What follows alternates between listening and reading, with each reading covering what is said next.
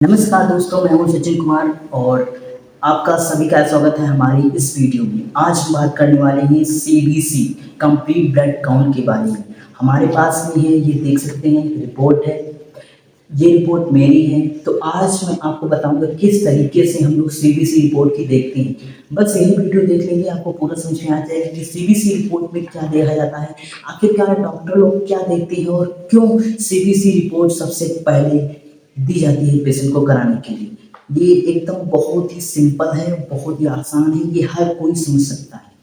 सबसे पहले जानते हैं सीबीसी का मतलब क्या होता है। Complete blood count. Complete blood count इसका मतलब होता है सीबीसी का। अब डॉक्टर लोग क्या करते हैं, अगर आपको ज़्यादा दिन से कोई बीमारी है, कोई डिजीज है या कुछ सर्दी जुकाम बुखार है, कुछ भी ठीक नहीं हुआ, तो वो सीबीसी पहले लिखते हैं। क्या लिखते हैं? सीबीसी पहले लिखते हैं। एक जांच होती है कंप्लीट ब्लड काउंट, जो कि ब्लड से होती है। आपका ब्लड लिया जाता है, वो उसका प्रोसेस किया जाता है और एक ही दिन में इनको रिपोर्ट देनी होती है सीबीसी की। 1 से 3 दिन भी लग सकते हैं। तो यहाँ पे सबसे पहले तो पूरा का पूरा देख सकते हैं, यहाँ पर हम आपको दिखा देंगे। यहाँ पर तो पेशेंट का नेम होता है, एज होता है, जेंडर होता है और डॉक्टर का नाम भी होता है जिस डॉक्टर ने ब्लड चेक किया हो, और सेंटर का नाम होता है जहाँ पर प्रोसेस हुआ हो। ओके, कलेक्शन डेट, टाइम, ये सब मेंशन किया जाता है। फिर यहाँ पर देखते हैं टेस्ट नेम, रिजल्ट, यूनिट और बायोलॉजिकल रेफरेंस इंटरवल। ये इतना चीज होता है। यहाँ पेशेंट पर बारकोड भी होता है। तो अब यहाँ पर टेस्ट नेम, रिजल्ट, यूनिट और बायोलॉजिकल रेफरेंस इंटरवल, मतलब सब कुछ यहाँ पर लिखा है। आपको कुछ भी करने की जरूरत नहीं है, आप रिपोर्ट में लिखिए।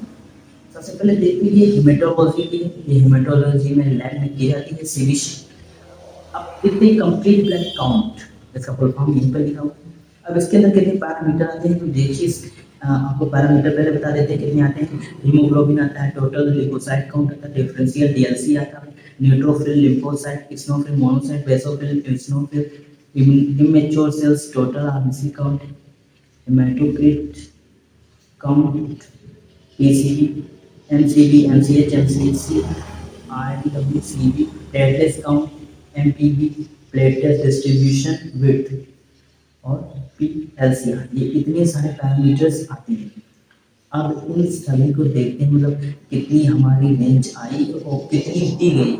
इनकी हर हॉस्पिटल के अलग अलग रेंज दी होती है। वहाँ पर लिखा होता है बायोलॉजिकल डिफरेंस इंटरवल, मतलब वहाँ पर उनकी हॉस्पिटल की जो भी रेंज है, जो भी उन्होंने कहीं से किया होगा, मतलब मान्य किया होगा, वहाँ उनकी रेंज लिखी होती है। उससे हमको अपनी जो रीडिंग आई है उससे मिलाना होता है। अब हमारी रीडिंग क्या है, जैसे हीमोग्लोबिन की बात करें तो हीमोग्लोबिन यहाँ पर देख सकते हैं कि बायोलॉजिकल रेफरेंस में दिया गया है 13 से 17, मतलब 13 से 17 के बीच में होनी चाहिए। तो मेरी कितनी है? 13 है। मतलब जितनी अंडर की इसके होनी चाहिए 13 17, तो 13 है, मतलब इसके अंडर में है। लेकिन 13 नहीं, 14 15 जरूर होनी चाहिए। फिर बोलते हैं मतलब ये स्लाइटली कम है, मतलब थोड़ा ज़्यादा जरूर होना चाहिए।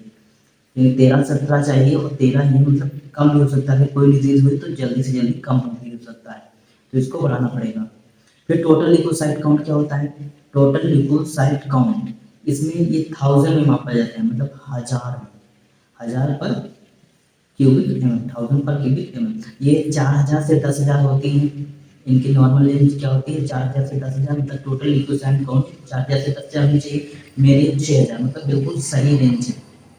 यहाँ पर देख सकते हैं डिफरेंशियल लिपोसाइट का मतलब, जो हमने टीएलसी देखा, और उनको अलग अलग पार्ट में, मतलब उसके कई सारे पार्ट होते हैं, न्यूट्रोफिल, बेसोफिल, लिपोसाइट, मोनोसाइट, ये इसमें पार्ट होते हैं। इनको अब हम लोग अलग अलग देखेंगे।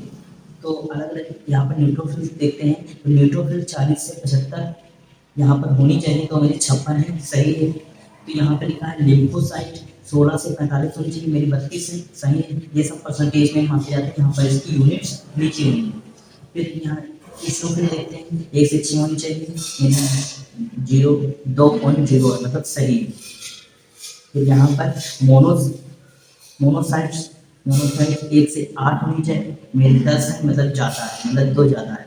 अब यहाँ पर बेसोफिल नहीं होनी चाहिए, तो ठीक है। अगर बेसोफिल आ जाती है तो आपको ब्लड कैंसर हो सकता है। ओके, इमेच्योर सेल्स 0 0, कुछ भी नहीं। टोटल आरबीसी काउंट, तो आरबीसी कितनी किसमें मापी जाती है? मिलियंस पर क्यूबिक, इसकी यूनिट होती है मिलियन पर क्यूबिक एम। तो 4.5 मिलियन से 5.5 मिलियन होनी चाहिए।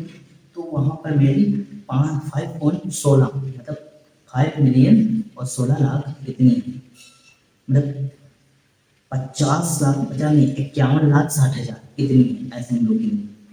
फिर यहाँ पर हेमाटोक्रिट पीसीबी देखते हैं तो 33 से क्या होना चाहिए, मेरे 41.90 है, इनको परसेंटेज में नापते हैं, ये भी सही है। एमसीबी 76 से 98 होनी चाहिए इनके हिसाब से, मतलब इनका पैरामीटर दिया गया है, मतलब इतना डिफरेंशिएट होना चाहिए उसके हिसाब से। हर हॉस्पिटल में ये अलग अलग रेंज होता है। एमसीएच का देखते हैं तो 76 से 98 में थे तो 81 है, बिल्कुल सही है। आप देखते हैं एमसीएच 27 से 32 होनी, इसको पिकोग्राम में मापते हैं, पिकोग्राम इसकी यूनिट होती है। 25 है मेरी, मतलब कम है, ये ज़्यादा होनी चाहिए। अगर एमसीएच कम है, मतलब एमसीएच कम है तो ये एक एनीमिया की रोग की ओर इशारा करता है। एनीमिया कंडीशन एमसीएच है, कई प्रकार की एनीमिया होती है, उनमें से एक ये भी। एमसीएचसी 31 से 35 होना चाहिए, 31 से ठीक है, ये भी थोड़ा कम है लेकिन। फिर आरडीडब्ल्यूसी 11 से 14 होना चाहिए, 15 में, मतलब ये चीज़ मेरे अंदर ज़्यादा है। प्लेटलेट्स काउंट यहाँ पर 1.5 लाख से 4.5 लाख होनी चाहिए और मेरी 1,70,000 है, मतलब बिल्कुल सही है।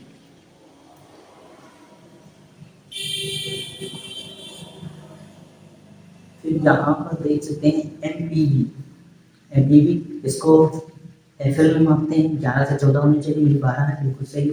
प्लेटलेट डिस्ट्रीब्यूशन विड्थ पीडीडब्ल्यू ये 9.6 से 15.2% होनी चाहिए, मेरे अंदर 17.1% है, लेकिन ज़्यादा है। फिर पीएलसीआर इसमें परसेंटेज में आते हैं 19.7 से 42.4 होना चाहिए, 56.6 है, तो ये ज़्यादा है। तो इसमें देख सकते हैं, मतलब जो चीज़ ज़्यादा होती है कम होती है तो लैब वाले क्या करते हैं उस चीज़ को हाईलाइट कर दें। आपने रिपोर्ट में देखा होगा कहीं कहीं पे आपको थोड़ा हाईलाइट दिखा, मतलब ज़्यादा ही ब्लैक दिखा होगा, जैसे कि यहाँ पर मेरा मोनोसाइट पड़ा हुआ है तो यहाँ पर हाईलाइट कर दिया गया है, मेरा एमसीएच डाउन है तो इसको हाईलाइट कर दिया गया है, आरडीडब्ल्यू ये हमारा ज़्यादा है तो इसको हाईलाइट कर दिया गया है, प्लेटलेट डिस्ट्रीब्यूशन विड्थ ये मेरा ज़्यादा है, इसको हाईलाइट कर दिया गया है, और पीएलसीआर ये ज़्यादा है तो इसको हाईलाइट, मतलब जो चीज़ ज़्यादा या कम होती है उसको हाईलाइट कर देते हैं, जिससे ये पता चल जाता है इसमें कोई ना कोई दिक्कत नहीं है, तो बढ़ी होती है या घटी होती है, लेकिन डॉक्टर से यही चीज़ देख कर बता देते हैं कि घटी है या बढ़ी। यहाँ जो रेफरेंस रेंज होती है उससे इसको मिला मिला के देख के बता देते हैं आपको, और ज़्यादा कुछ भी इसमें नहीं करना है, बस यही करना है। आपको मेरे लगता है समझ में आ गया तो वीडियो को अप्लाई करके चैनल को सब्सक्राइब कर देना, और जिनको ये नहीं पता है सीबीसी रिपोर्ट नहीं देखनी आती है उनको ये वीडियो शेयर कर देना, जरूर शेयर कर देना, सबको शेयर कर देना। और ये एक इन्फॉर्मेटिव वीडियो है और एजुकेशन पर्पज के लिए बनाई गई है। मिलते हैं अगली वीडियो में, तब तक के लिए लाइक शेयर सब्सक्राइब।